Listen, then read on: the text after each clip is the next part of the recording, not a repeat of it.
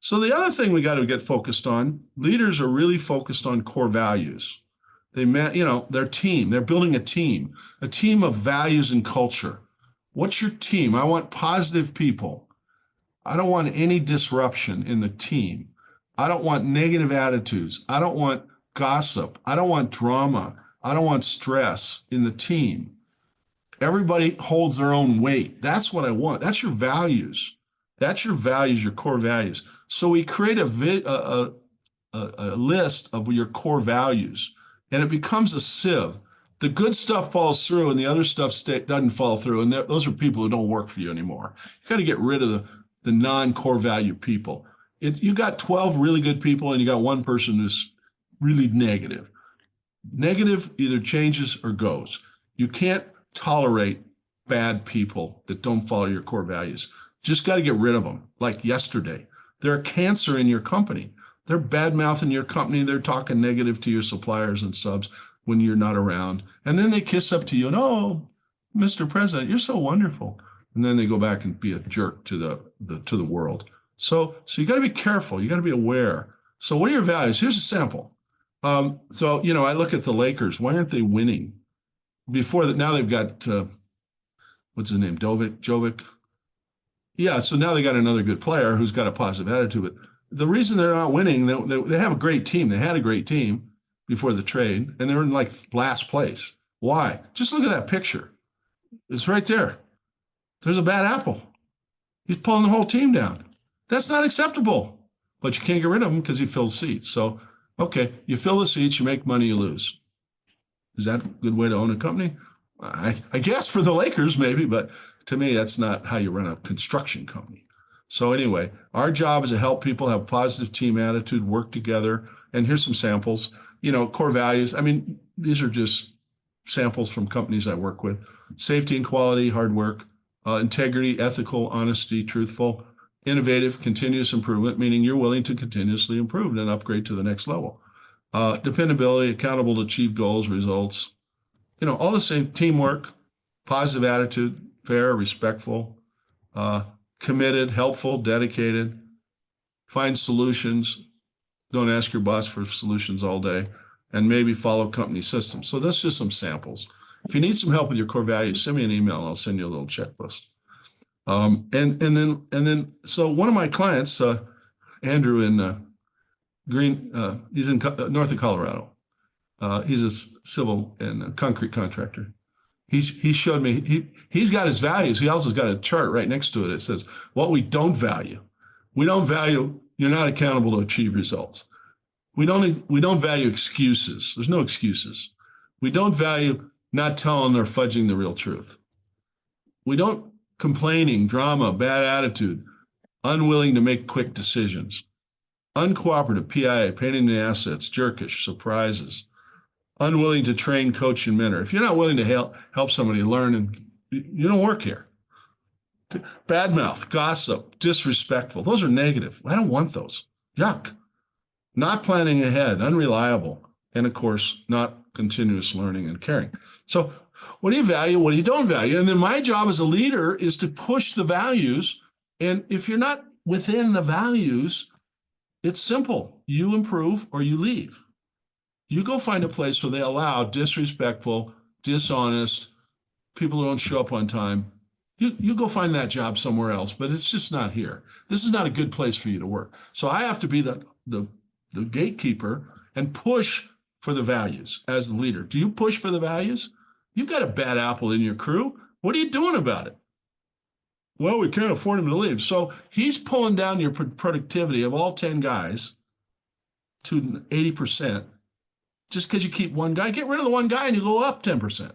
So it's just, come on, let's be real. Let's be leaders, not wimps, right? So we've got a dilemma. We get busy as whatever your role is, president, vice president, project manager, supervisor, foreman, you get busy doing, so you don't focus on the big picture. And then you don't have time to create a plan, so you react because you're not being a leader. Leaders plan. And then you put out fires all day, so everything slows down because you don't have time. And then, of course, you're not efficient and you leak money, you don't hit your budget. So what do we have to do? We watch the money go down the toilet. What are we going to do? Do we need good people or a winning coach, winning leader? Well, you know what we need. And we realize the old leadership style where you scream and yell and tell people what to do all day. And, you scream and yell and then they jump how high. Yeah, that doesn't work anymore. That just doesn't work.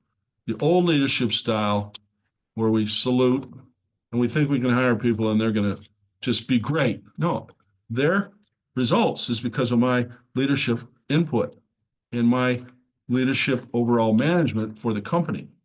And so it doesn't work.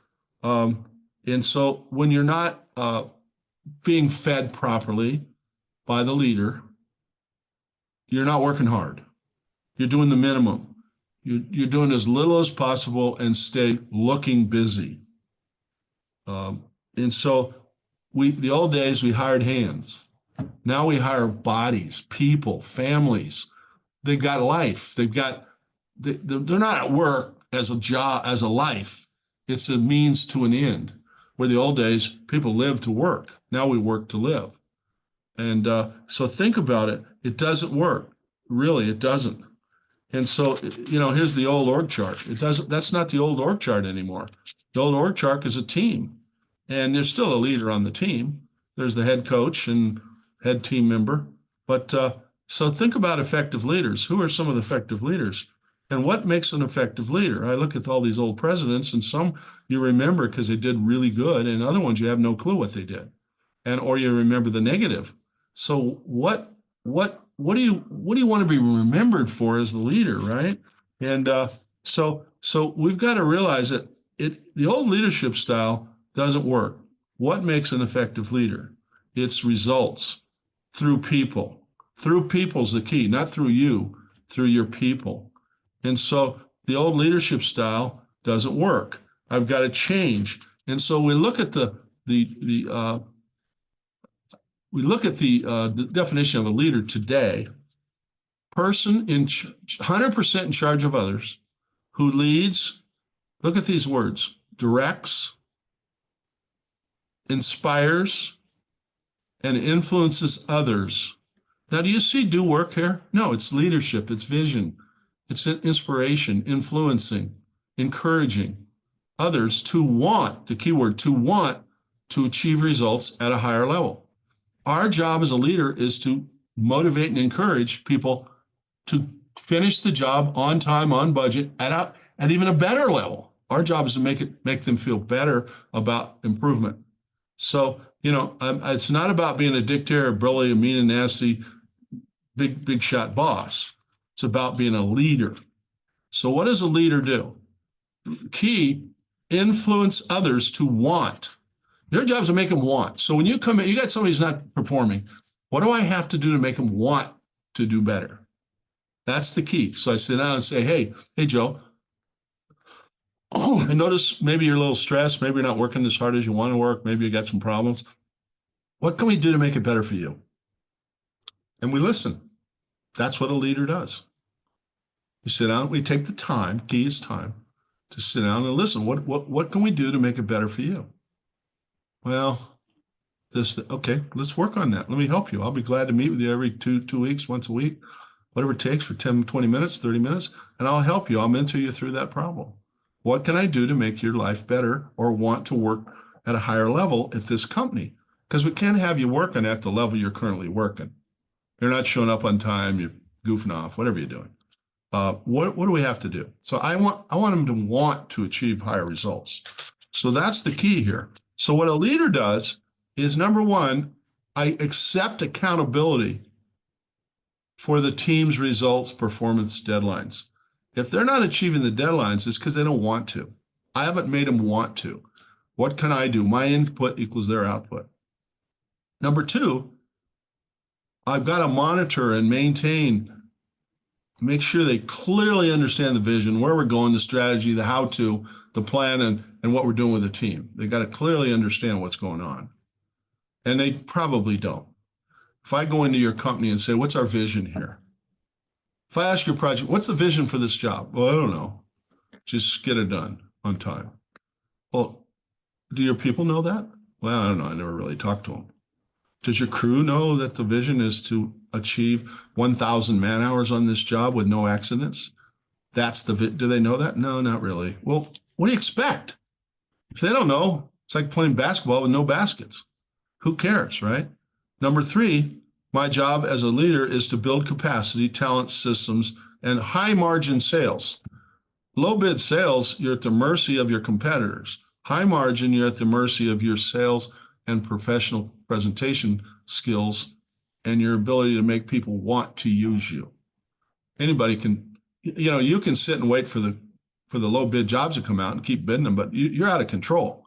You don't control that. You don't know who's bidding it and how cheap they are, especially when the economy tightens. What are we going to do, But I have to take responsibility for sales, different kinds of sales, not just bid, and hope we win. And then we find out somebody left a bunch of money on the table. Number 4, as a leader, I have to motivate and influence others to want to follow and want to achieve goals at higher levels. That's my job. That's my role as a leader. That's what I do. So you just got to put on a different hat. You're not the tough SOB, son of a builder, nasty guy pushing. I'm here to help you become better. What can I do to help you become better? I can plan ahead. I can make sure you have the right tools. I can meet with you one-on-one. I can train, etc. Right? And so people follow the leader. They don't follow the boss. They follow the leader. The leader is someone who provides great input to get great output. And so are you a visionary, inspirational, encouraging, upbeat, positive team builder leader? Are you? It's you. The report card you get is because of you. So when I walk into I remember I used to walk up the stairs to the second floor. I had an office up there for a while, this building. And I used to walk up the stairs, get out of my car, walk across the parking lot, start walking up the stairs, and I go, click. I turn a little switch. I turned on the inspirational, motivational, I care switch as I walked in the office. Hey, how you guys doing? Everything good? Okay, great. We got a good day plan. We're going to bid this job, and we're going to work really hard. We're going to get it, right, team? Or, hey, Johnny just finished the job out there, and he got a 0 punch list. Fantastic. Let's all give Johnny a hand. And so I'm being positive. I'm building a team, right? I'm head coach. I'm not, hey, did you get that done? Hey. You start talking about, hey, what'd you do over the weekend? Who cares? Did you get that change order approved? That's not it. That's not how you get people to want to work for you. So when you hear the word, number one problem is leadership in business. 94% of all people surveyed said their boss is not a good leader. Very weak leader. So it's me. I got to do something about it. So leadership starts with you. You have to realize that. And you have to realize that your job is to change yourself first. If you've got bad people, you don't complain about them. You figure out, what can I do to get them better? What can I do to help them become better? It's not them, it's you. My input. So what do I have to do to help them become better as a leader? That's the key here. And so what can I do? And so when I hear the word effective leader, what do I think of? Do I think of myself or somebody else? I better be thinking of myself. What can I do to be effective as a leader? That's what I have to do. I'm not putting it, I can't find any good help. I'm so sick of whining people about I can't find any help. When you don't even have an ad run. You don't even have someone in your company is in charge of talent development. And you're whining about you can't find any good help. Well, who wants to work for a grump who doesn't even run an ad? And doesn't have a training program and doesn't really care, doesn't have company meetings. Nobody knows what we're doing. Nobody knows the results. That's horrible. And so effective leader. And so the question is, when you look in the mirror, do you see a leader? Do you see a leader? And so leadership has nothing to do with rank, your title. Leaders aren't born. Leaders are chosen by those who line up to follow. So if people aren't following your role, your lead, they don't want to. You haven't given a reason to want to follow you and do what you want them to do. If they show up late, it's because they don't want to get there on time. If they're not hitting the goal, it's because they don't want to achieve it. They don't really like it. They don't like you. It's you. You have to make a decision that I'm the leader and I need to change to improve this company. And to realize the problem is, I don't know about you, but the common denominator is people. And I'm not really a people person, but I've had to learn how to turn on my leadership ability, potential, skills as a people inspirer or motivator, rather than a screamer and a yeller and a teller. And I have to realize that I've got to stop being the negative. I've got to be the positive. I've got to be the catalyst that helps us get to the next level. And so one of my clients is Easy Excavation out of Colorado. And Nick said to me once, manager and superintendent role is not to do the work. The leader's role is not to do the work. It's to motivate people to do the work and get it done on time and on budget. And so how do I do that? I got to keep moving to the higher level. I got to keep pushing harder to continually improve, continually grow. And I've got to build the capacity. I got to make sure I got the team. And I can't do anything unless I build a team with capacity to get to the next level. So if I keep hiring cheap, I'll never get where I want to go. I got to hire great, and I got to spend time with them. I got to motivate them. I'm their leader, not their, micromanager, right? So that's my job as a leader. And so I have to listen to someone like Jack Welch. He wrote a lot of good books years ago. General Electric, he was a classic leader, well respected in the world. And he used to say, I don't run GE, I lead GE. I don't run this job. Who's in charge of this job? No, I'm the leader. Years ago, I changed all our business cards to project team leader, et cetera. And I was trying to change the mentality. I'm not sure it worked, but I thought it was good. And so leaders inspire people of how things can be done better. And then they get people to perform. They hold them accountable too at levels they don't think possible. And then they just get out of the way. The more you're in the way, the less your company's going to do. So what are you going to do? So are you a coach? Are you a winning coach? Effective leader? What do I have to do? How do you know? People follow. People do what you want. And I look at some of the best coaches. I love Pete Carroll and I love Coach K. Both of them are retired, and Carroll just took a job at Vegas, we'll see how that goes. Oh, it goes great. I love the guy. But I watch him, and he's a motivator. They're both motivators, and they have good strategies, and they've got good team assistants. But you don't see them doing. You see them leading. You see them motivating. You see them coaching, mentoring, training. And then when they don't do what they're supposed to do, they take a lap, They show it up on the screen and go, why did you miss that block, right guard? Why'd you miss? And have that person explain what they were thinking. And okay, let's work on that. I'll help you. Let's get the coach here to help you think about what you can do so that won't happen again, so you can become better, right? Because we need you. So what do? So they have a vision. They have a great strategy and game plan. They delegate. They let go. They develop talent. They train talent. They have the right people in the right places. Teamwork is a must. Positive attitude. Hold people accountable. They enforce the systems. They motivate. They have regular team meetings, regular practice, regular training. Everybody knows the score. Everybody knows their stats. And we discuss their stats and what they can do to make them better. And then, of course, they win games. That's the key. So, through people. So what's your role? It's tough decisions. So a coach, look at that definition. It's in charge of a team who plans and focuses on achieving winning results. That's the key. We focus on results, not doing the work. Obviously, you got to do the work. Accountable to implement winning strategies and plays. If you call the right plays, you got to plan ahead. Drive team performance. Coach versus tell. Never reprimand. Ask questions. Develop talent. Help players improve. Help them reach their potential. Mentor, train, encourage, influence, support, motivate. All the things we've been discussing. These are all different words that contractors never hear. We always just sing, hurry up, right? Encourage to become more effective, grow, perform at their highest level possible, right? So what do? Winning coaches. He's won a few games. We hold people accountable. walk by it. And I know it's hard. I don't like to hold people accountable. I had to learn how to do it. I train and coach and mentor. I promote.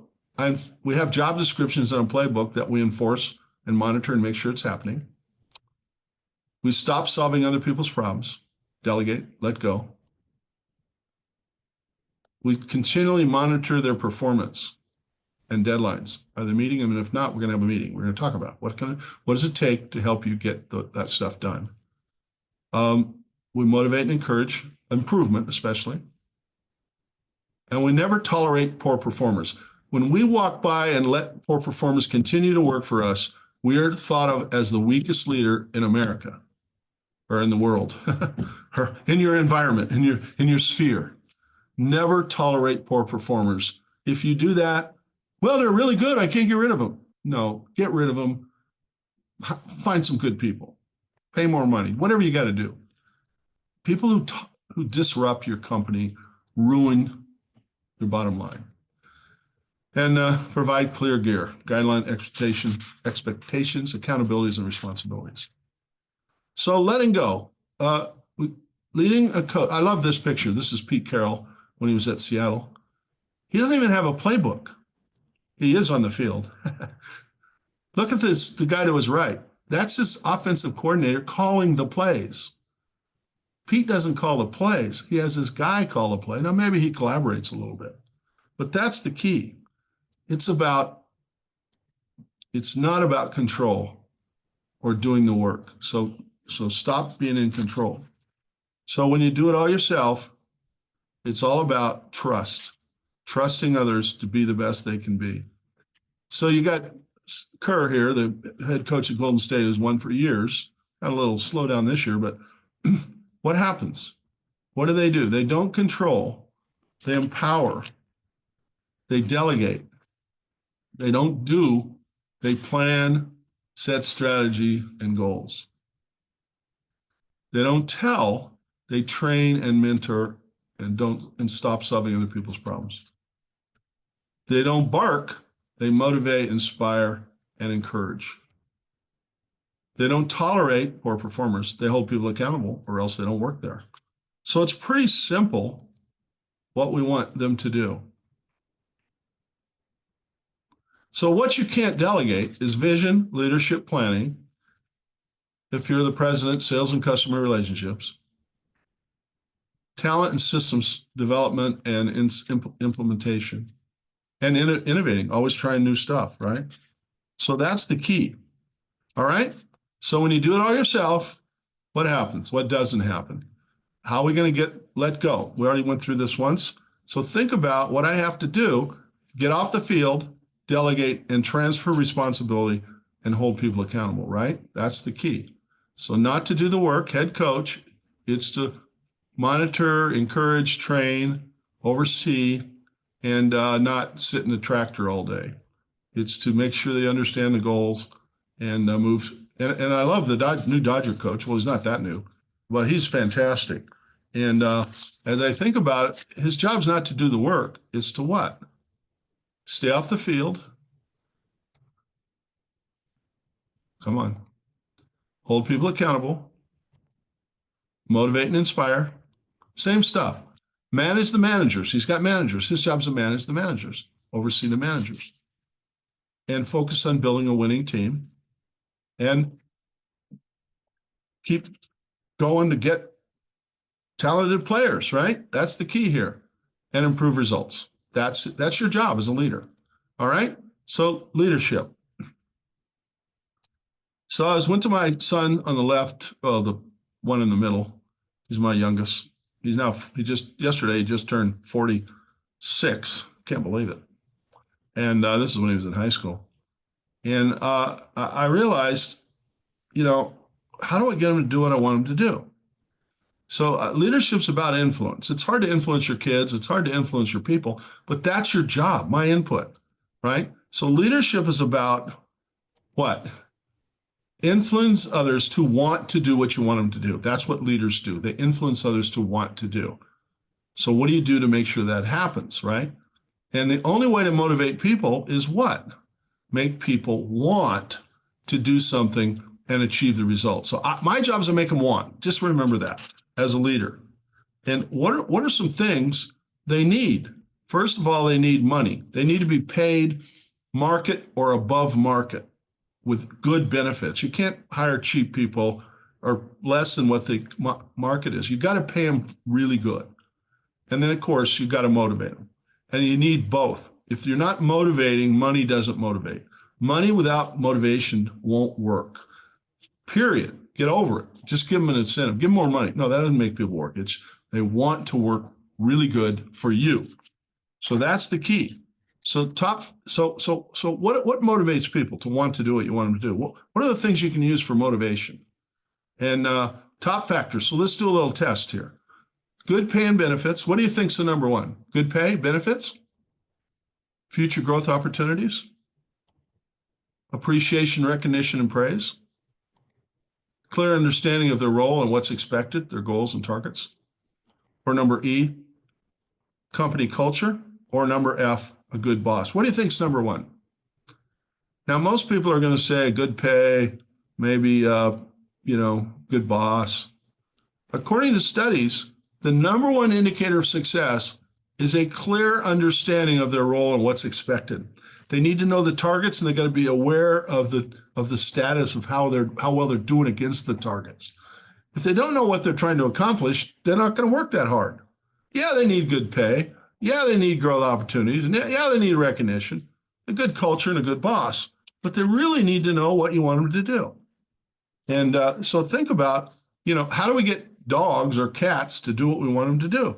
You don't kick them. You don't yell at them. Hurry up. Sit, or I'll kick you. No. You give them a little treat. You shake their hand. You hug them. You love them. You appreciate them. That's what you want them to feel. That'll get your dog to sit, right? Not kicking them. So think about ERBA. What do people want? Number one is clear understanding of what's expected. Number one indicator of success. So your job is to make sure they really get it. What do they want? Leader's job, manager's job too. Clearly explain what's expected. Number two, regular recognition and praise. Every week, somebody needs a slap on the back. Hey, good job doing that yesterday. Really appreciate you working a little extra on getting that project tweaked or fixed or whatever. Little bit of that. They got to understand the big picture, the vision, where we're going. That's why we got to have the regular team meeting, at least every quarter and maybe monthly as groups, superintendents, foremen, project managers. Some people do it even more often. But make sure they clearly understand where we're going. Otherwise, why am I on this train? I don't even know where it's going. Or number four, they need to be appreciated. I mean, I meet with them one-on-one, all my direct reports, and I show that I'm here to help them. I care about their future, and I'm here to offer them any support, time, training they need. That's my job, is to make sure they clearly understand I appreciate them. And so think about what I have to do to get them to want to do what you want them to do. Lead, coach, trust, delegate, let go. They want to be trusted. They want to be given opportunity. You don't hold them back. So let's just close out with some accountability discussions. People have trouble leaders and managers have people holding people accountable. So do you have trouble holding people accountable? Achieve results, perform, do what you want them to do, meet deadlines. Yeah, all those things, standards. Why? Why don't you hold people? Why don't they? Why do you have trouble? Number one, you don't want to hold them accountable. You don't want to confront them. You are afraid of the fear of talking to people, the fear of holding them accountable. It's fear. You're avoiding confrontation. You're avoiding the pain. You never put it in your calendar. It's the last thing you think about. Leaders really role is to manage people, but we don't put people in our time, in our calendar. Look at your calendar. How many one-on-one meetings are in your calendar this week? To sit down with your people or to hold a team meeting, and you're going to motivate and encourage and make sure everybody understands. When's the last time you sat down with your controller and said, man, you're doing great. How can I help you do better? Do you need any help? Not just, where's my P&L? When's the last time you sat down with your project manager and asked them how you're doing personally? Are you getting fed? Is there something you want to grow into that I can help you become? I remember years ago, I had a young estimator, a junior estimator working for me, or he's a project engineer, assistant PM. He comes to me and says, George, I want to be I want to be your estimator. Nah, you're too. So finally I gave in and I made him my senior estimator. Fast forward 4 years, I made him my VP of construction, and he was fantastic because he asked. I didn't ask him. Had I not said, okay, he'd be gone. He wanted to grow, and I didn't see that because I never spent any time with him. I was too busy doing the work to sit down with my people. So I got to realize, number one reason I can't hold people accountable is what? It's me. It's me. I'm not spending time with my people. I'm not motivating them. I'm not doing anything to encourage them to get better. I'm not giving an upside. I'm not giving a vision. I'm not doing what I need to do as the leader. It's about people. It's not about it is about results through people. It's not about doing the work and getting it done. It's about my people. What can I do to get my people to do it, to want to do it? And so entrepreneurs, business owners typically don't put it in their calendar to take care of their people. They don't want to deal with it. They're avoiding confrontation or pain or stress or whatever it is. And so think about, I wish my people were more accountable and responsible. So why aren't they? Why aren't they? Because of you. You're not accountable and you don't hold them accountable.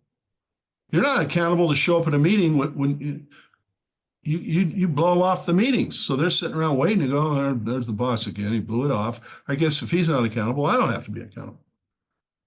And then you tolerate poor performers, bad attitudes, slackers. They don't want to work for somebody who does that. Why should I care?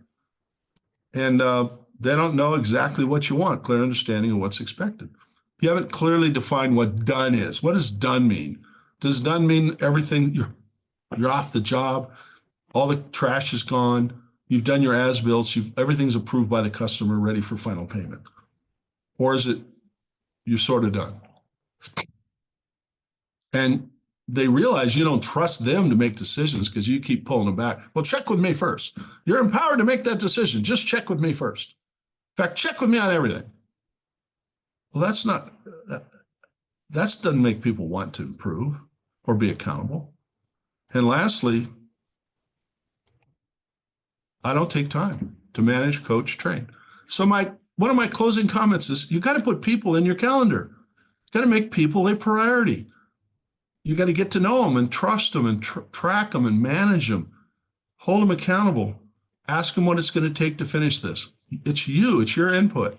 That's the key. So what are you going to do to get to the next level? That's the question I want to ask you. So I'm just going to skip ahead a little bit and get to the end here. I want to finish. So we got to make sure people know exactly what you want. Guidelines, clear expectations, what they're accountable to do and what responsibilities. They've got to have clear job descriptions, written detailed position descriptions, so you can hold them accountable to finish those things and hold them accountable for that. And results, responsibilities, chain of command, and level of authority. They got to know how much they can spend. You're not going to give an unlimited budget. So that's the key here. All right, as we head up the hill, what are we going to do? To build leadership, I'm 100% accountable to take charge and achieve team results. I got to agree that that's me. I'm going to implement a innovative, winning, clear vision of the future. I'm going to openly communicate values, strategy, plans, visions. I'm going to hold those meetings. I'm the CRO, Chief Reminder Officer. Number 4, my job is to motivate, influence, and inspire others to want to follow and achieve goals at a higher level.